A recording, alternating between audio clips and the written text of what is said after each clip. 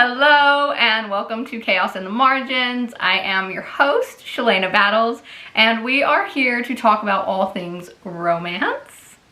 You may have seen changes on my social media a little bit here and there if you follow me, where I have been using the tagline from the fantastical to the forbidden, from the everyday to the otherworldly, always a love story.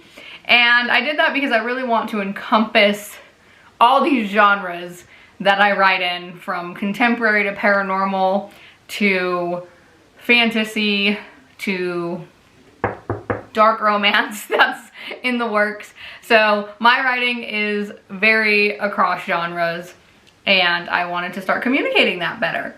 Today is February 4th, 2025 as I record this, and technically this is episode number 1. I've been toying around with moving things, the Chaos in the Margins direction, for a while, but I have never used this type of script before or really like planned out what I was gonna say before. So yeah, episode number 1 of us trying it this way. And I'm really glad that you're here. I'm glad that you're either returning or here for the first time. I'm really happy to have you. If you are new here, like I said, I am a romance author and I write across paranormal, fantasy, dark, and contemporary subgenres. So you get a little bit of everything over here. This week has been extremely busy for me. I am wrapping up edits on the Grand Mesa Men series and really excited about that. My proofreader is ready to take a look at those. I was set to send those to her February 4th. We moved the date to February 18th, which I'm not sad about at all. Gives me a chance to take a final look. So February 18th, those will be with the proofreader for their final read through, which is kind of surreal to me a little bit. I have also been working with clients on copy editing and beta reading, and that's been a lot. I'm happy to be busy, but it's a lot. And so I'm finishing up a big project. That author's been extremely patient with me and continues to be extremely patient with me as I edit her stuff, and her stuff is great. So I really hope we keep working together. I just booked another job yesterday that I'm very excited about, so I'll start that after everything goes to my proofreader. Was actually a little smarter in scheduling that and not over scheduling myself, and trying to start that before I send things to the proofreader, which past Shalana would have done. So good there. I also have a job, so if you're new here, you may not know that. But writing is not my full-time job. I also work in development, and so I've been doing things with that, my non-author job, and that keeps me pretty busy. My husband and I own a waste removal business together, which keeps us fairly busy, and that's growing. And yeah, kids and pets and everything. And I say that because I want other authors who are like me to know, A, you're not alone in trying to juggle all of these things, but B, it is possible. It's hard, but it's possible. You're talking to someone who owns a business with their husband. I own this business, my writing and publishing. I do editing. I have animals and pets and kids, and I'm married, and it goes on and on and on and on. So you can write, and you can self-publish, and you can do the things, even if you're a super busy person. And so hopefully in this channel you can find some like relatability in that and realize like, hey, this is possible. So on today's show, episode, video, whatever you want to call it, I want to dive in on how to build tension and chemistry between characters. Because regardless if you're a fellow writer who is trying to put more tension into your writing, or if you're a reader who likes seeing kind of like the behind the scenes things that authors think about when they're writing these characters and these tension-filled scenes, what goes into creating those, you'll like this. This is a good episode to listen to. I'm also going to share a couple of reading recommendations at the end, books that I have been reading and that have inspired me, so stick around for that. I have always been a little gun shy about sharing what I read, really for no other reason than I also write. And writing is hard, and that's why on my page, social media, in my videos, you're never ever ever gonna see me bashing another author. It's one thing to say, hey, this book wasn't for me, or that like isn't my taste, which is fine. It's a total other thing to attack an author just because you didn't like their work. Like, you didn't like it, that's okay. And so I've been trying to get more brave about sharing what I read, and most of what I read I love, so that's helpful, and very few things I don't like, and I've been trying to get a little more comfortable expressing those things. And I think editing this past year has helped me with that a lot, and being able to say like, hey, this doesn't vibe with me, or maybe try it this way. So just discussing books in that way. I don't want to hurt anybody's feelings, because I know how hard it is to not only finish a book, but then just choose to share it with people.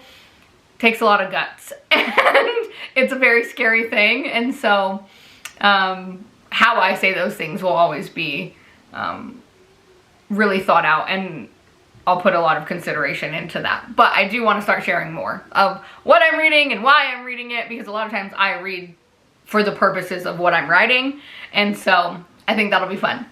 Okay, let's jump into today's topic, which I'm calling Character Chemistry 101. And I've broken it into 3 points. So starting with your personal goals, your like internal motivation, that really matters. Pinpoint your conflict in your story and how that friction is going to fuel your romantic tension and your character development. This is really hard for me. And it's funny because I'm a happily ever after girly all the way through. And I like dark romance. I like things. This is also dark romance. I like things with a lot of tension, that are high tension, high conflict. And so as a reader, I get that. If you're here as a writer, it's a lot harder sometimes, because you love these characters, and it can be difficult sometimes to separate them or to put these obstacles in their way. So looking at examples of when that's done really well can also be helpful if you're here for writing purposes. Okay, and then adding in those memorable moments, and this is one of my favorite things to talk about in books, is those scenes that readers can't stop thinking about, can't get out of their head. So let's begin with internal motivation, the why behind every decision that your character makes throughout their entire journey. In romance, there are so many factors that influence how and why two characters eventually end up at their happily ever after. If your protagonist does something like unkind, or makes a bad call, or comes off as a jerk, it has to be backed by a believable reason for why they're doing that. Otherwise, readers might just disconnect from that character and stop rooting for them to get what they want, or to get what they're trying to achieve, whether that's the love interest or a job or whatever it is that you're reading about. There can be these intense moments or like off-putting behaviors, but there has to be a why behind it that keeps readers invested in that character. Because here is the magical part of all of this.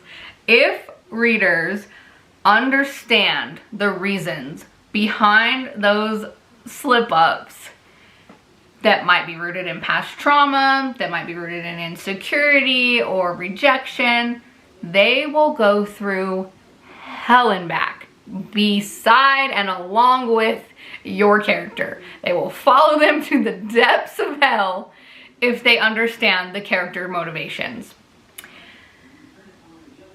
they fall in love with him. They want to see them overcome these hurdles and these boundaries, and they want to see them prevail. So, a great example of this, and if you've been around for a while, this will not surprise you, is The Will by Christian Ashley.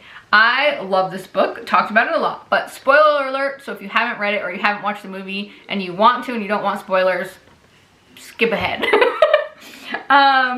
So in this story, Jake is the male main character, and he has these letters that Josie, female main character, wrote to her grandma throughout the entire time she was growing up. And before her grandma passes, she gives these letters to Jake, so he's in possession of them. Now, Josie obviously does not know that Jake has begun to intimately really get to know her from these letters. She has no clue. So they meet. He doesn't tell her right away that he has these letters. Actually, he doesn't tell her at all. She finds out, right? So this is a huge secret. But readers and writers too, going through this with Jake, still adore him. Why? You know what I mean? In real life, if you think about this, it's like somebody's keeping something that personal from you and you're beginning to fall in love with them.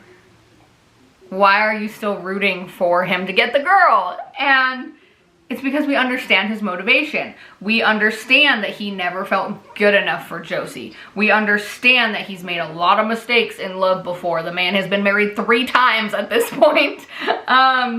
We understand that he's really insecure and he doesn't know how to tell her that he's had this like deeply personal window into her life. So logically, we know that Jake should have said, hey, your grandma let me read these letters and I'm kind of obsessed with you.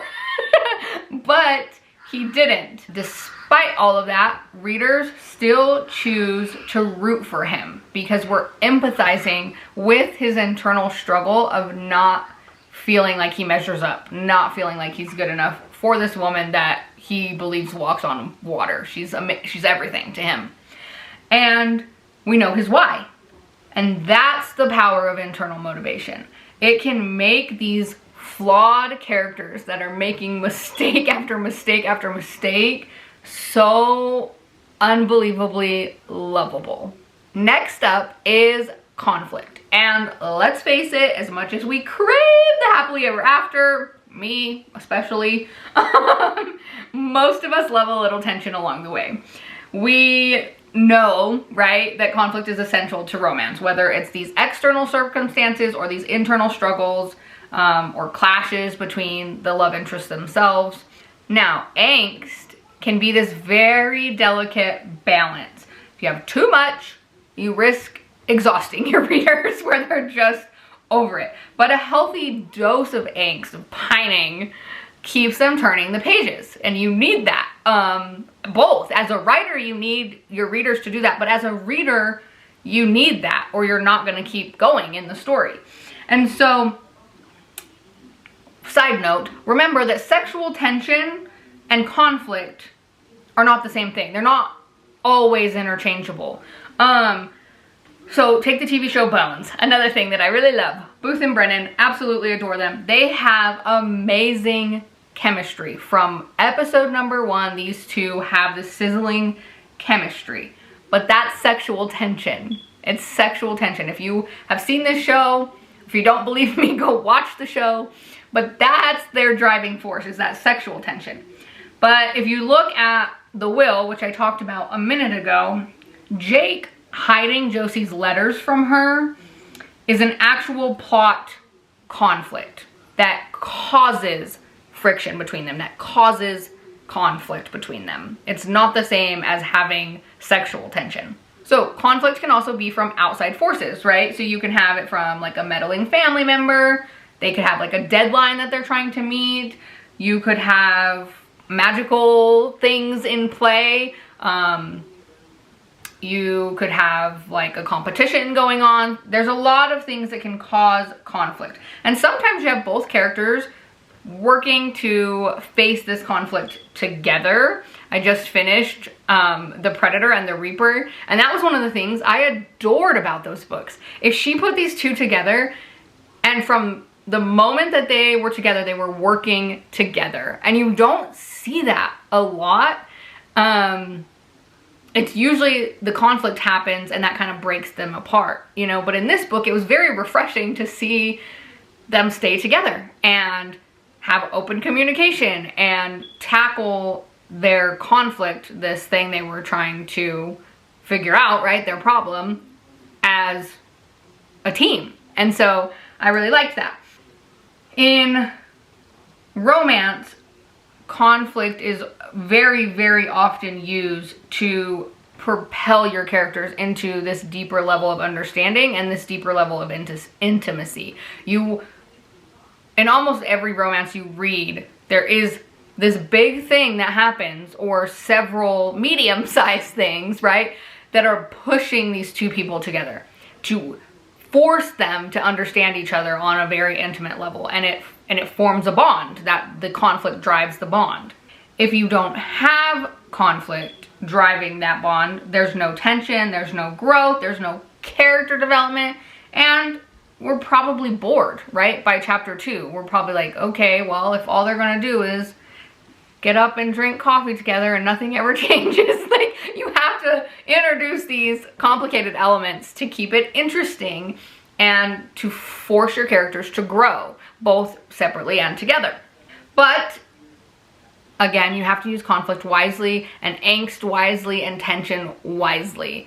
Don't put so much of it in there that your readers are like, when will this end? So find the balance. And if you're a new writer, read. That's my best advice for you. If you are barely getting into writing, read as much as you can. And if you are already a reader, think about the books you really truly loved, and go back and look at what was the conflict, what was the driving force, what was the straw that broke the camel's back, and put these two together.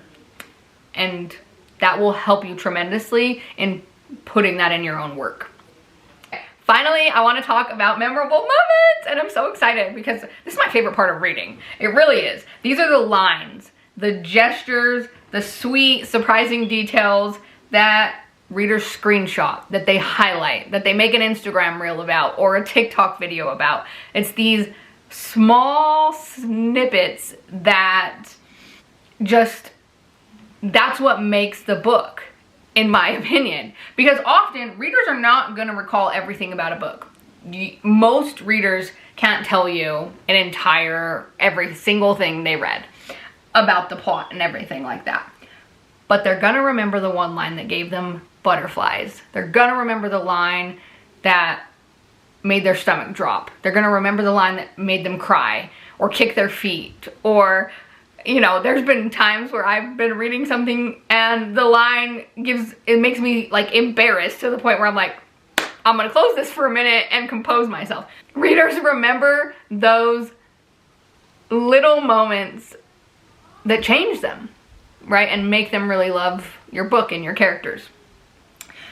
So for me, it's oftentimes these small, intimate touches that writers put in their books. It's nicknames. I'm a sucker for nicknames. Love it. You know, these small compliments that you don't really expect. I love that as well, especially in enemies to lovers. When you get enemies to lovers done well and one of them gives the other one a compliment and you're like, whoa, didn't see that coming. Love that.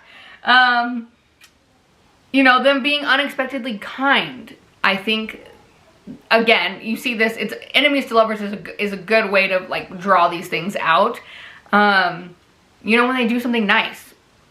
It's something as simple as like making them coffee. You know, just these nice things, or, oh, I noticed you liked this brand of tea or whatever. I'm sure I've read romance books where they buy a specific brand because they know they like it.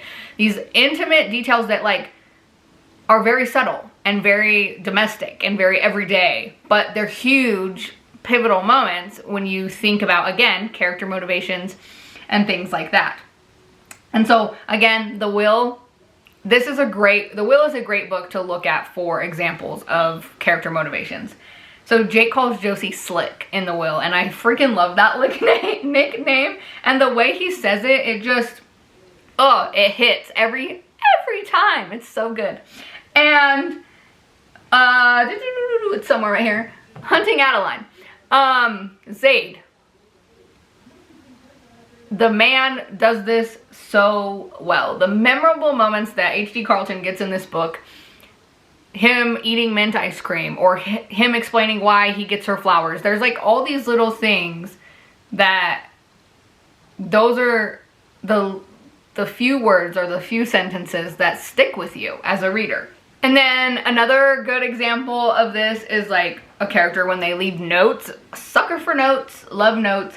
Text messages kill me. Okay, if you like the trope of text messaging back and forth, again, The Predator just finished it. He will stand in the same room as this woman and send her text messages, and I eat it up. It's so good. I love that when there's like text or emails or little notes or whatever. I think it's so fantastic. Letters, all of that stuff with character communication happening. And when there's side character conversations, that's the other thing. You can bring this in with not just your main characters. You can use side characters to help you. Like when there's a conversation between two side characters about the other main character, you can bring in those compliments or like these internal struggles of how they feel about them, and give readers a lot of information that way using dialogue between one of your main characters and a side character. So keep that in mind too, because side characters, whole nother video topic, but let them serve a purpose. Put them there for a reason, and this is a good reason to have them. One other genre I want to point out really quick is historical romance, for good examples of these types of things, because they're usually in a formal setting. They're, you know, high society or at a ball or whatever the case may be. And so the nuances of that are formal and subtle and beautifully done in most historical romances that I've read, because Alexis, my best friend, recommends them to me, and she only reads really good historical romance. And these key moments that feel really, really genuine, and you think modern society, it's hard to explain. If you haven't read historical romance, I highly, highly recommend it, because these moments that they'll pack even that much more of a punch. They mean so much more because they have to be more careful about what they say and how they say it and who they say it to. And there's, you know, the rules of society in historical romance are very different.